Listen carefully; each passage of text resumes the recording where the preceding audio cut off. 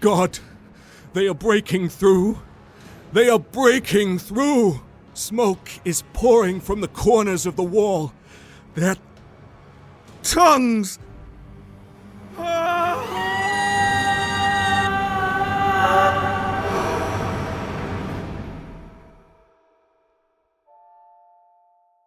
Hello and welcome to Bominable Bominations, a classic horror and weird fiction podcast presented by me, Thomas Barker. And in tonight's episode, I bring to you The Hounds of Tindalos by Frank Belknap Long Jr., first published in Weird Tales in 1929. "I'm glad you came," said Chalmers. He was sitting by the window and his face was very pale. 2 tall candles guttered at his elbow and cast a sickly amber light over his long nose and slightly receding chin. Chalmers would have nothing modern about his apartment. He had the soul of a medieval ascetic, and he preferred illuminated manuscripts to automobiles and leering stone gargoyles to radios and adding machines. As I crossed the room to the settee he had cleared for me, I glanced at his desk and was surprised to discover that he had been studying the mathematical formulae of a celebrated contemporary physicist, and that he had covered many sheets of thin yellow paper with curious geometric designs. "Einstein and John Dee are strange bedfellows," I said as my gaze wandered from his mathematical charts to the 60 or 70 quaint books that comprised his strange little library. Plotinus and Emmanuel Moscopulus, St. Thomas Aquinas and Frenicle de Bessy stood elbow to elbow in the somber ebony bookcase, and chairs, table, and desk were littered with pamphlets about medieval sorcery and witchcraft and black magic, and all of the valiant, glamorous things that the modern world has repudiated. Chalmers smiled engagingly and passed me a Russian cigarette on a curiously carved tray. "We're just discovering now," he said, "that the old alchemists and sorcerers were 2/3 right, and that your modern biologist and materialist is 9/10 wrong." "You've always scoffed at modern science," I said, a little impatiently. "Only at scientific dogmatism," he replied. "I have always been a rebel, a champion of originality and lost causes. That is why I have chosen to repudiate the conclusions of contemporary biologists." "And Einstein?" I asked. "A priest of transcendental mathematics," he murmured reverently. "A profound mystic and explorer of the great suspected." "Then you do not entirely despise science?" "Of course not," he affirmed. "I merely distrust the scientific positivism of the past 50 years, the positivism of Haeckel and Darwin and of Mr. Bertrand Russell. I believe that biology has failed pitifully to explain the mystery of man's origin and destiny." "Give them time," I retorted. Chalmers' eyes glowed. "My friend," he murmured, "your pun is sublime. Give them time. That is precisely what I would do. But your modern biologist scoffs at time. He has the key, but he refuses to use it. What do we know of time, really? Einstein believes that it is relative, that it can be interpreted in terms of space, of curved space. But must we stop there? When mathematics fails us, can we not advance by insight?" "You are treading on dangerous ground," I replied. "That is a pitfall that your true investigator avoids. That is why modern science has advanced so slowly. It accepts nothing that it cannot demonstrate, but you—" "I would take hashish, opium, all manner of drugs. I would emulate the sages of the East, and then perhaps I would apprehend—" "What?" "The fourth dimension." "Theosophical rubbish." "Perhaps. But I believe that drugs expand human consciousness. William James agreed with me. And I have discovered a new one." "A new drug?" "It was used centuries ago by Chinese alchemists, but it is virtually unknown in the West. Its occult properties are amazing. With its aid and the aid of my mathematical knowledge, I believe that I can go back through time. I do not understand. Time is merely our imperfect perception of a new dimension of space. Time and motion are both illusions. Everything that has existed from the beginning of the world exists now. Events that occurred centuries ago on this planet continue to exist in another dimension of space. Events that will occur centuries from now exist already. We cannot perceive their existence because we cannot enter the dimension of space that contains them. Human beings as we know them are merely fractions, infinitesimally small fractions of one enormous whole. Every human being is linked with all the life that has preceded him on this planet. All of his ancestors are parts of him. Only time separates him from his forebears. And time is an illusion, and does not exist. I think I understand, I murmured. It will be sufficient for my purpose if you can form a vague idea of what I wish to achieve. I wish to strip from my eyes the veils of illusion that time has thrown over them, and see the beginning and the end. And you think this new drug will help you? I am sure that it will. And I want you to help me. I intend to take the drug immediately. I cannot wait. I must see. His eyes glittered strangely. I am going back through time. He rose and strode to the mantel. When he faced me again, he was holding a small, square box in the palm of his hand. I have here 5 pellets of the drug Liao. It was used by the Chinese philosopher Lao Tzu, and while under its influence he visioned Tao. Tao is the most mysterious force in the world. It surrounds and pervades all things. It contains the visible universe and everything that we call reality. He who apprehends the mysteries of Tao sees clearly all that was and will be. Rubbish, I retorted. Tao resembles a great animal, recumbent, motionless, containing in its enormous body all the worlds of our universe, the past, the present, and the future. We see portions of this great monster through a slit, which we call time. With the aid of this drug, I shall enlarge the slit. I shall behold the great figure of life, the great recumbent beast in its entirety. And what do you wish me to do? Watch, my friend. Watch and take notes. And if I go back too far, you must recall me to reality. You can recall me by shaking me violently. If I appear to be suffering acute physical pain, you must recall me at once. Chalmers, I said, I wish you wouldn't make this experiment. You are taking dreadful risks. I don't believe that there is any 4th dimension, and I emphatically do not believe in Tao, and I don't approve of your experimenting with unknown drugs. I know the properties of this drug, he replied. I know precisely how it affects the human animal, and I know its dangers. The risk does not reside in the drug itself. My only fear is that I may become lost in time. You see, I shall assist the drug. Before I swallow this pellet, I shall give my undivided attention to the geometric and algebraic symbols that I have traced on this paper. He raised the mathematical chart that rested on his knee. I shall prepare my mind for an excursion into time. I shall approach the 4th dimension with my conscious mind before I take the drug which will enable me to exercise occult powers of perception.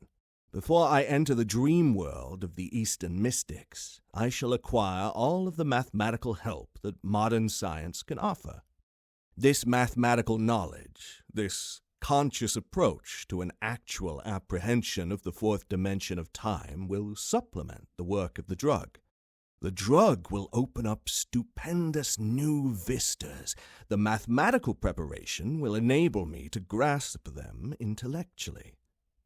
I have often grasped the fourth dimension in dreams, emotionally, intuitively, but I have never been able to recall, in waking life, the occult splendors that were momentarily revealed to me. But with your aid, I believe that I can recall them. You will take down everything that I say while I am under the influence of the drug.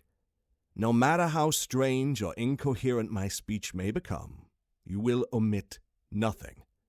When I awake, I may be able to supply the key to whatever is mysterious or incredible.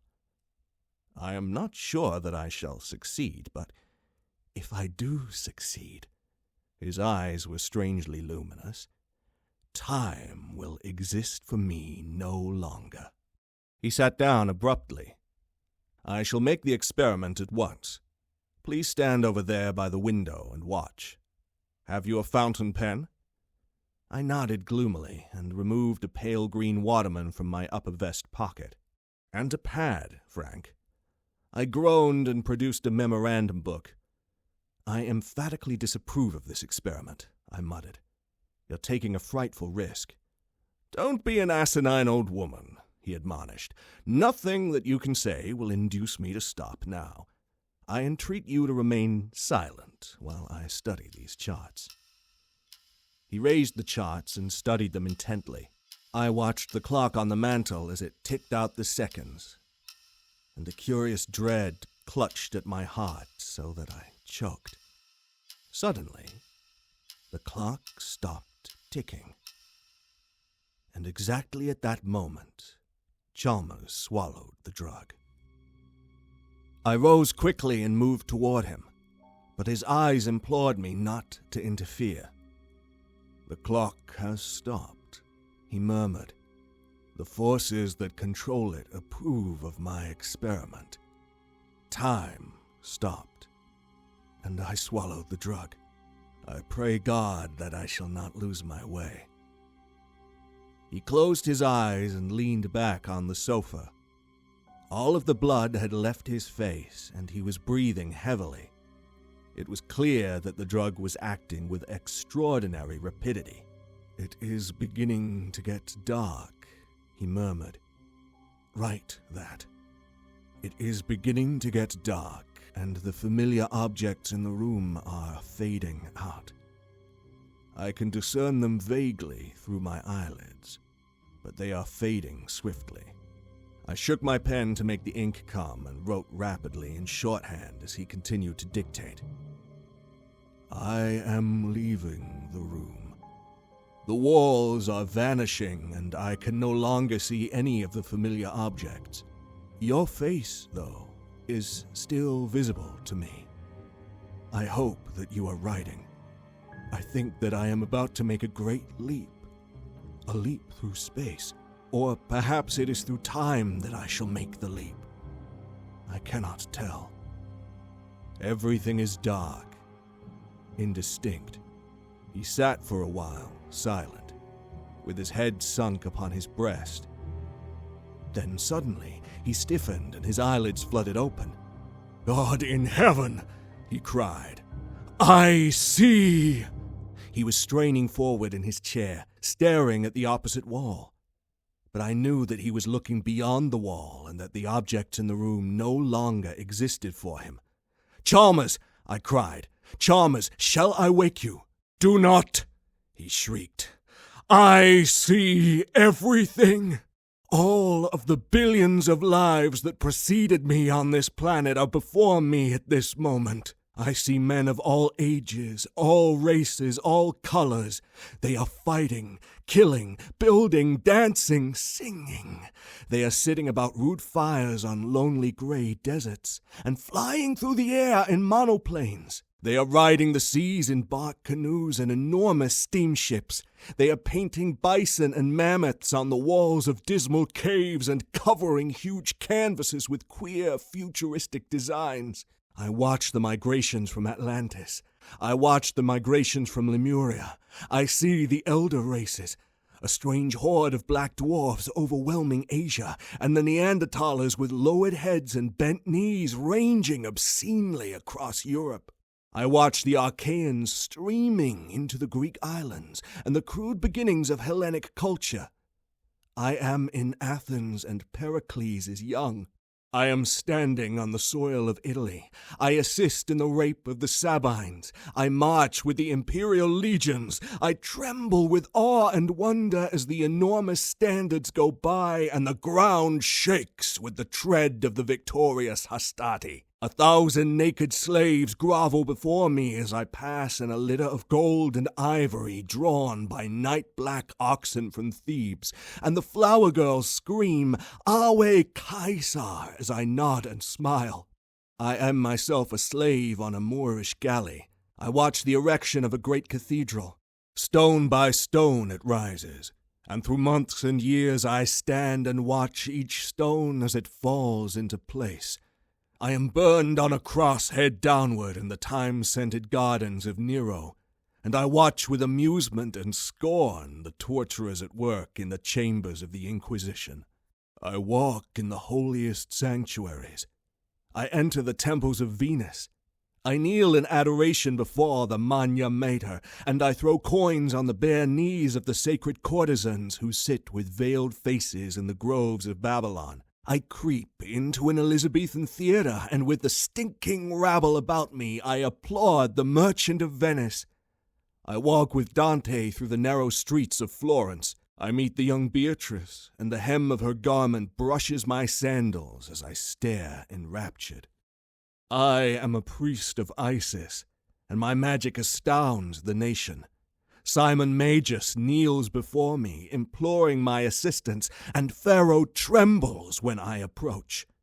In India I talk with the masters and run screaming from their presence, for their revelations are as salt on wounds that bleed. I perceive everything simultaneously. I perceive everything from all sides. I am a part of all the teeming billions about me. I exist in all men, and all men exist in me. I perceive the whole of human history in a single instant, the past and the present. By simply straining, I can see farther and farther back. Now I am going back through strange curves and angles. Angles and curves multiply about me. I perceive great segments of time through curves. There is curved time and angular time. The beings that exist in angular time cannot enter curved time. It is very strange. I am going back and back. Man has disappeared from the earth.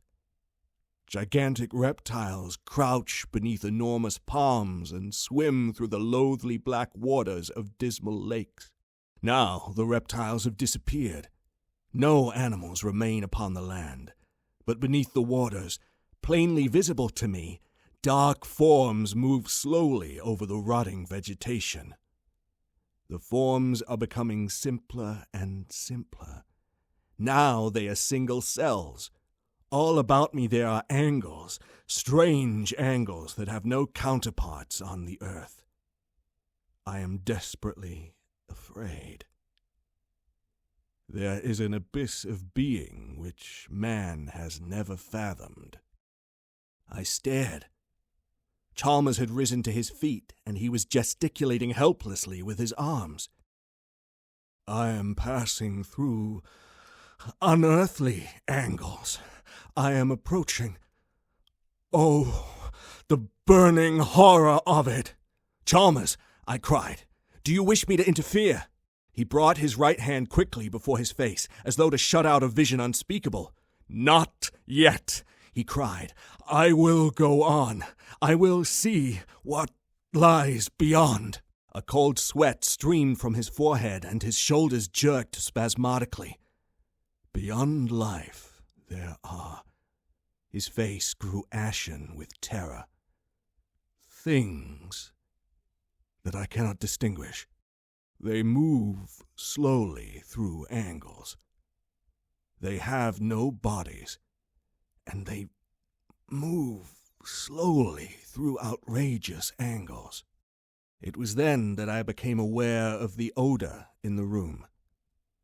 It was a pungent, indescribable odor, so nauseous that I could scarcely endure it. I stepped quickly to the window and threw it open. When I returned to Chalmers and looked into his eyes, I nearly fainted. "I think they have scented me," he shrieked. "They are slowly turning toward me." He was trembling horribly. For a moment he clawed at the air with his hands. Then his legs gave way beneath him, and he fell forward on his face, slobbering and moaning. I watched him in silence as he dragged himself across the floor. He was no longer a man. His teeth were bared and saliva dripped from the corners of his mouth.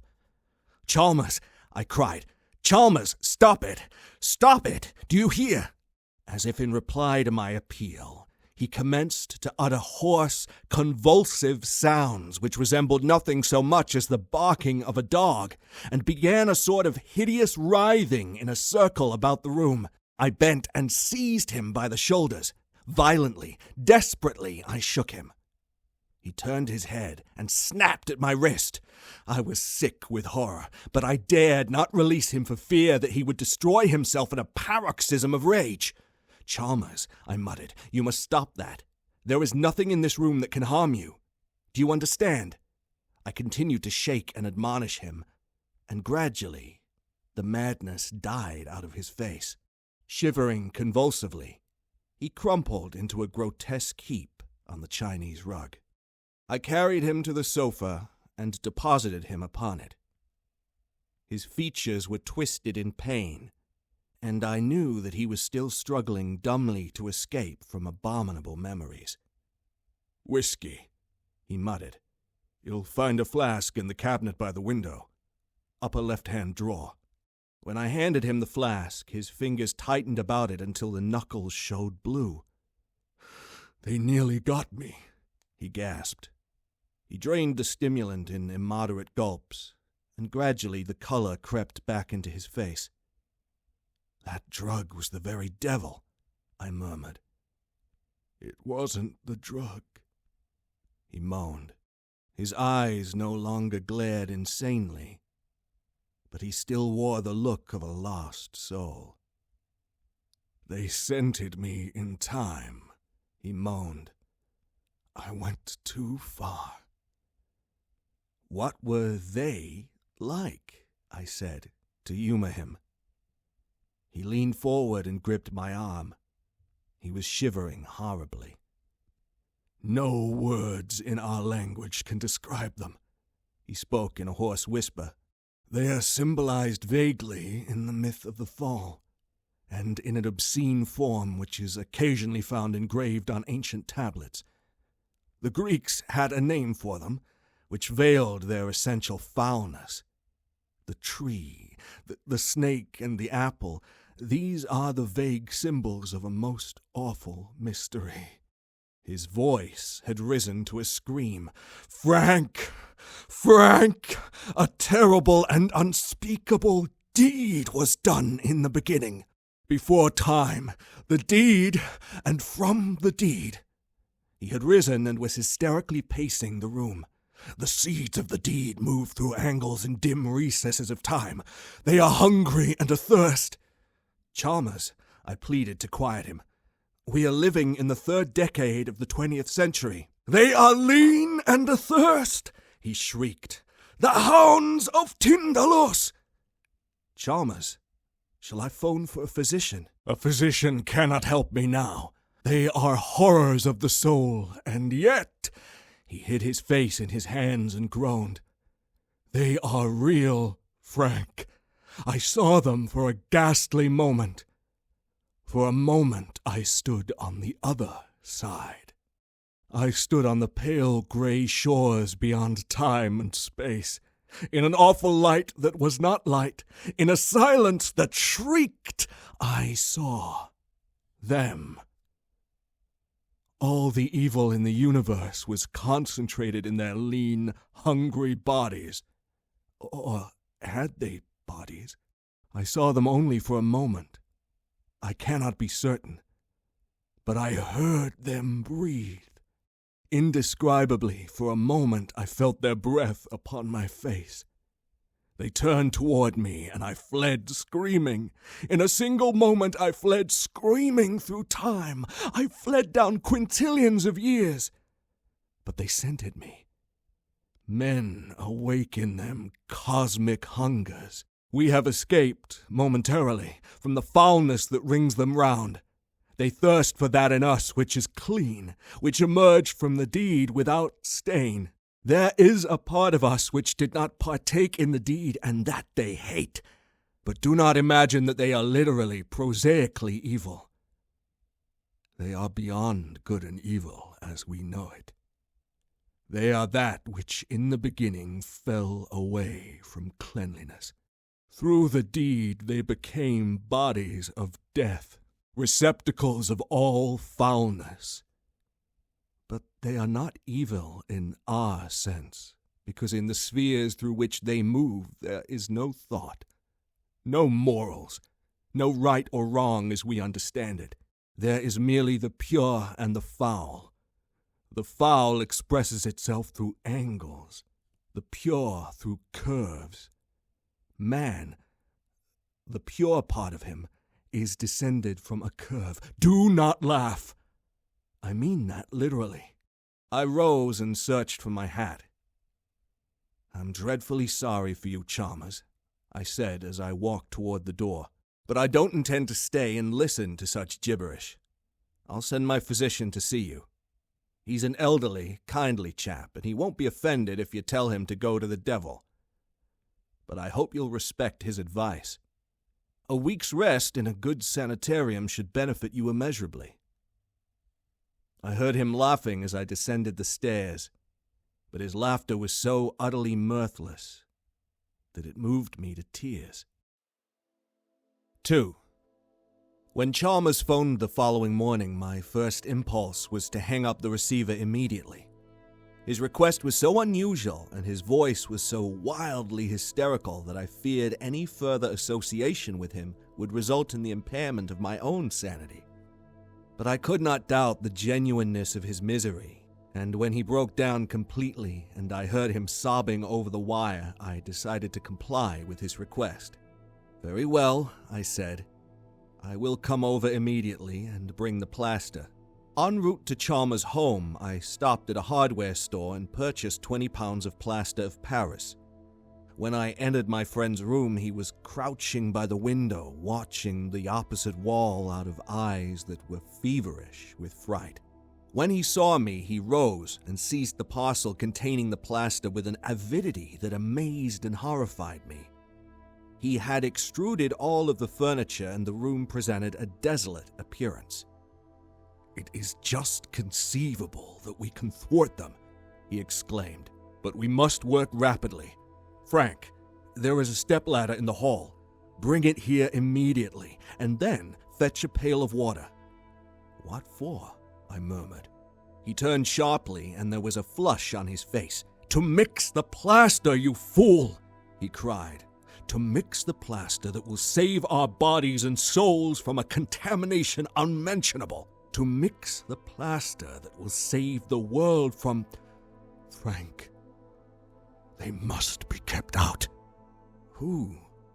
I murmured. "The Hounds of Tindalos," he muttered. "They can only reach us through angles. We must eliminate all angles from this room. I shall plaster up all of the corners, all of the crevices. We must make this room resemble the interior of a sphere." I knew that it would have been useless to argue with him. I fetched the stepladder. Chalmers mixed the plaster, and for 3 hours we labored. We filled in the 4 corners of the wall and the intersections of the floor and the wall and ceiling, and we rounded the sharp angles of the window seat. "I shall remain in this room until they return in time," he affirmed when our task was completed. "When they discover that the scent leads through curves, they will return. They will return ravenous and snarling and unsatisfied to the foulness that was in the beginning, before time, beyond space. He nodded graciously and lit a cigarette. "It was good of you to help," he said. "Will you not see a physician, Chalmers?" I pleaded. "Perhaps tomorrow," he murmured. "But now I must watch and wait." "Wait for what?" I urged. Chalmers smiled wanly. "I know that you think me insane," he said. "You have a shrewd but prosaic mind, and you cannot conceive of an entity that does not depend for its existence on force and matter. But did it ever occur to you, my friend, that force and matter are merely the barriers to perception imposed by time and space? When one knows, as I do, that time and space are identical and that they are both deceptive because they are merely imperfect manifestations of a higher reality, one no longer seeks in the visible world for an explanation of the mystery and terror of being. I rose and walked through the door. "Forgive me," he cried. "I did not mean to offend you. You have a superlative intellect, but I have a superhuman one. It is only natural that I should be aware of your limitations. Phone me if you need me," I said, and descended the stairs 2 steps at a time. "I'll send my physician over at once," I muttered to myself. "He's a hopeless maniac, and heaven knows what will happen if someone doesn't take charge of him immediately." 3. The following is a condensation of 2 announcements which appeared in the Partridgeville Gazette for July 3, 1928. Earthquake shakes financial district. At 2 o'clock this morning, an earth tremor of unusual severity broke several plate glass windows in Central Square and completely disorganized the electric and street railway systems. The tremor was felt in the outlying districts, and the steeple of the First Baptist Church on Angel Hill, designed by Christopher Wren in 1717, was utterly demolished. Firemen are now attempting to put out a blaze which threatens to destroy the Partridgeville glue works. An investigation is promised by the mayor, and an immediate attempt will be made to fix responsibility for this disastrous occurrence. Occult writer murdered by unknown guest. Horrible crime in Central Square. Mystery surrounds death of Halpin Chalmers. At 9 a.m. today, the body of Halpin Chalmers, author and journalist, was found in an empty room above the jewelry store of Smithwick and Isaacs, 24 Central Square. The coroner's investigation revealed that the room had been rented, furnished to Mr. Chalmers on May 1st, and that he had himself disposed of the furniture a fortnight ago. Chalmers was the author of several recondite books on occult themes and a member of the Bibliographic Guild. He formerly resided in Brooklyn, New York. At 7 a.m., Mr. L.E. Hancock, who occupies the apartment opposite Chalmers' room in the Smithwick and Isaacs establishment, smelt a peculiar odor when he opened his door to take in his cat and the morning edition of the Partridgeville Gazette. The odor he describes as extremely acrid and nauseous, and he affirms that it was so strong in the vicinity of Chalmers' room that he was obliged to hold his nose when he approached that section of the hall. He was about to return to his own apartment when it occurred to him that Chalmers might have accidentally forgotten to turn off the gas in his kitchenette. Becoming considerably alarmed at the thought, he decided to investigate, and when repeated tappings on Chalmers' door brought no response, he notified the superintendent. The latter opened the door by means of a passkey, and the 2 men quickly made their way into Chalmers' room. The room was utterly destitute of furniture, and Hancock asserts that when he first glanced at the floor, his heart went cold within him, and that the superintendent, without saying a word, walked to the open window and stared at the building opposite for fully 5 minutes. Chalmers lay stretched upon his back in the center of the room. He was starkly nude, and his chest and arms were covered with a peculiar bluish pus or ichor. His head lay grotesquely upon his chest. It had been completely severed from his body, and the features were twisted and torn and horribly mangled. Nowhere was there a trace of blood. The room presented a most astonishing appearance. The intersections of the walls, ceiling, and floor had been thickly smeared with plaster of Paris, but at intervals fragments had cracked and fallen off, and someone had grouped these upon the floor about the murdered man so as to form a perfect triangle. Beside the body were several sheets of charred yellow paper. These bore fantastic geometric designs and symbols, and several hastily scrawled sentences. The sentences were almost illegible, and so absurd in context that they furnished no possible clue to the perpetrator of the crime. "I am waiting and watching," Chalmers wrote. "I sit by the window and watch walls and ceiling. I do not believe they can reach me, but I must beware of the doors. Perhaps they can help them break through. The satyrs will help, and they can advance through the scarlet circles. The Greeks knew a way of preventing that. It is a great pity that we have forgotten so much." On another sheet of paper, the most badly charred of the 7 or 8 fragments found by Detective Sergeant Douglas of the Partridgeville Reserve, was scrawled the following: "Good God! The plaster is falling. A terrific shock has loosened the plaster, and it is falling. An earthquake, perhaps. I never could have anticipated this. It is growing dark in the room. I must phone Frank, but can he get here in time? I will try. I will recite the Einstein formula. I will. God! They are breaking through! They are breaking through! Smoke is pouring from the corners of the wall. Their tongues!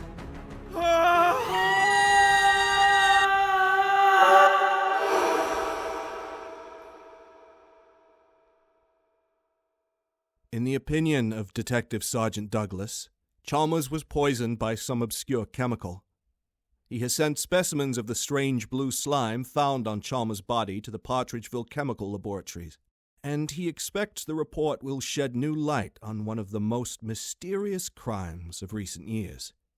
That Chalmers entertained a guest on the evening preceding the earthquake is certain, for his neighbor distinctly heard a low murmur of conversation in the former's room as he passed it on his way to the stairs. Suspicion points strongly to this unknown visitor, and the police are diligently endeavoring to discover his identity. 4. Report of James Morton, chemist and bacteriologist. My dear Mr. Douglas, the fluid sent to me for analysis is the most peculiar that I have ever examined. It resembles living protoplasm, but it lacks the peculiar substances known as enzymes. Enzymes catalyze the chemical reactions occurring in living cells, and when the cell dies, they cause it to disintegrate by hydrolyzation. Without enzymes, protoplasm should possess enduring vitality, i.e., immortality. Enzymes are the negative components, so to speak, of unicellular organism, which is the basis of all life.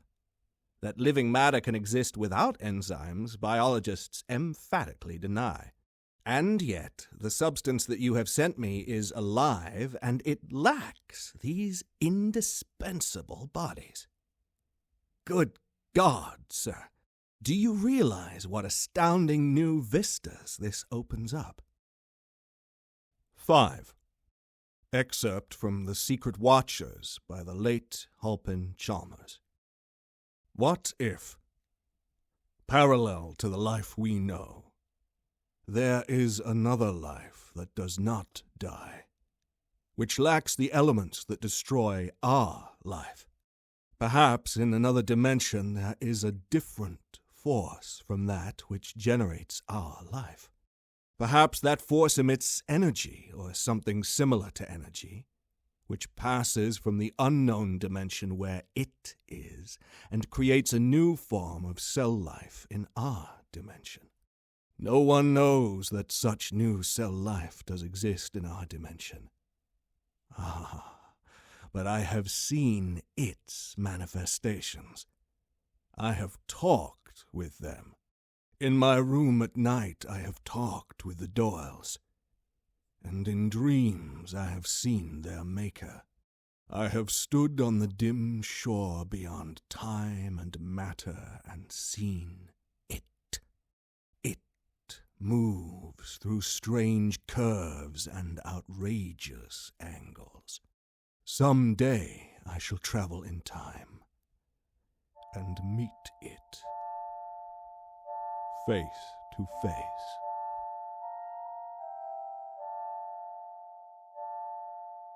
Thank you for listening to this episode of Bominable Bominations, The Hounds of Tindalos by Frank Belknap Long Jr.